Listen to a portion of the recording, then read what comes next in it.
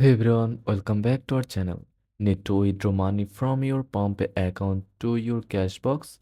Don't worry, today I'm going to show you how to withdraw money from Palmpay to CashBox. Let's get started. First of all, open your Palmpay app and log into your details to access your dashboard. From the main dashboard, look for and select the CashBox option. This is where your savings are managed. Once inside, tap on Withdraw to start the process.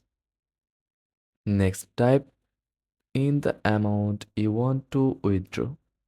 Double check to ensure it's correct. Now tap Next and follow the simple on-screen instructions to complete the process. Once done, your funds will be transferred to your cash box.